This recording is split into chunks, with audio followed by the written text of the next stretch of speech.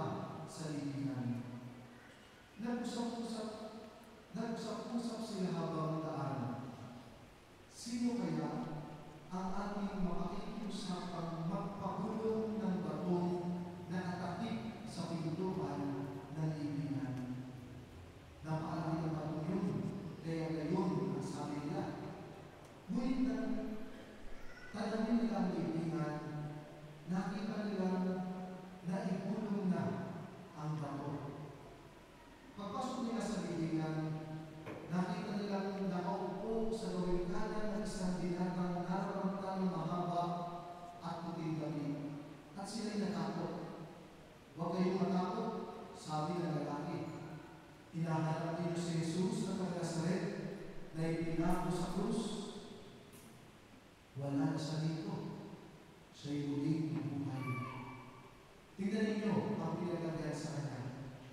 Kaya humayo kayo at sabihin ninyo sa mga alagad, lalo na kay Pedro, na mauna siya sa inyo sa Galilea. Makikita niyo sa roon, gaya ng sinabi niya sa inyo. Mga kapatid, ang mabuting balita ng Panginoon.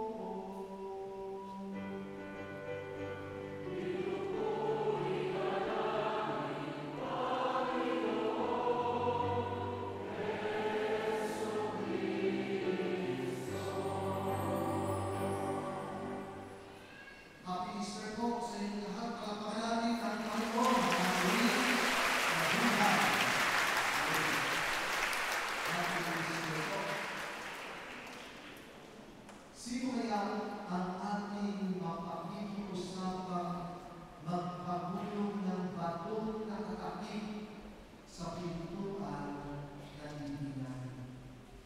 Napakalaki na bato yun, kaya gayon ang sabi nila. Meron pong isang mahusay na abogado. Siya ay nagsulat ng isang aklat na pamagat, Who Moved the Stone?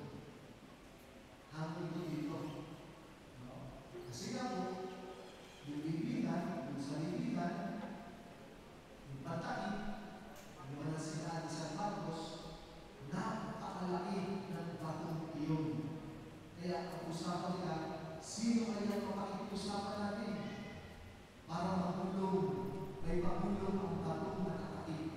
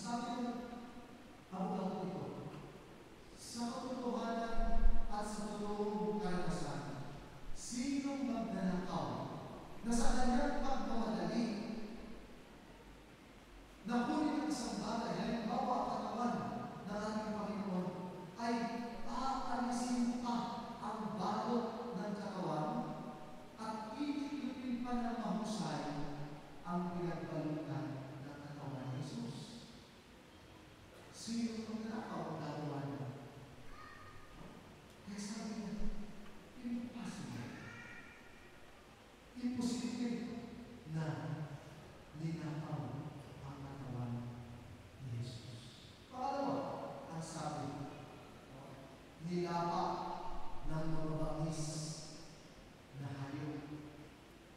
Imposible. Una dahil paano makapasok? Sino ang aalis ng mabigat na bato? At pangalawa, walang kahit ng dugo. Hindi ba yung ilalapa? Talagang pagkakit ay lalapa ni Adan. Di dapat may mga dugo at meron pa sa lindo. Kaya sabi na, impossible. Hindi pwedeng nilapa ang kanyang bangkay. At pagkat, sabi ng kahulan, imposible na ninakaw yun ng mga nagbabangkay na kawan. Bakit? Sapagkat sila ay biniyaran ng mga matatanda at ng mga pari, matatandang pari doon, mga skriba at mga presyo, para siguruhin at bantayan ang mga anak ni Jesus. Kaya imposible na sila ay tumanggap ng malaking halaga na hindi babantayan ang katawan at bangkay ni Jesus. Impossible. Sabi. Kaya, sa kanyang ginawang mga pag-aaral, ang sabi niya, through Christ has risen. At yun naman po, mga kapatid, yun ang ibinagdiwang natin sa ganito ito. Ang huling pagkabuhay na ating Panginoon. At para sa ating na mga mananampalataya, hindi natin question. Ninato ba? Nilapa ba? Kinuha ba? Hindi. Para sa atin, ang pinakamahalaga sa ganito ito ay ating magpatunayan na si Jesus ay totoo sa kanyang pamahalaan. Na si Jesus ay totoo sa kanyang lahat ng sinabi. Sinabi niya na siya'y mamamatay, magdurusa, subalit sa ikatlong araw siya'y muling mabubuhay. At yun ang kanyang tinupad. Yun ang kanyang ipinakita, ang kanyang kapapatan sa kanyang salita sa atin. Kaya nga po, remember, nung papasok tayo ng Holy Week, we said, ang panahon na ito ng Kwaresma, mahal na araw, ay panahon upang panibaguhin ang ating pananampalataya at pagtibayin ang ating pag-asa. Yun po, mga kapatid, ang isang napakahalagang mensahe ng pagkabuhay ng ating Panginoon. Totoo at tapat ang Diyos sa kanyang salita, sa kanyang pangako, at makakaasa tayo sa kanyang pangako. Sinabi ni Jesus, buhatin mo yung krus at bibigyan ka ng kauulan ng limpala sa iyong katapatan sa pagbabata ng iyong krus. Patawarin mo ang iyong mga kaawan at hindi ay patatawarin sa iyong pagkakasal. Lahat ng kanyang sinabi, lahat ng kanyang ibinigay, alam natin at makakaasa tayo na hindi kanya tutupad para sa atin. At yan po ang muling pagkabuhay na ating Panginoon. Sa buhay natin, ngayon, yun ang pinili.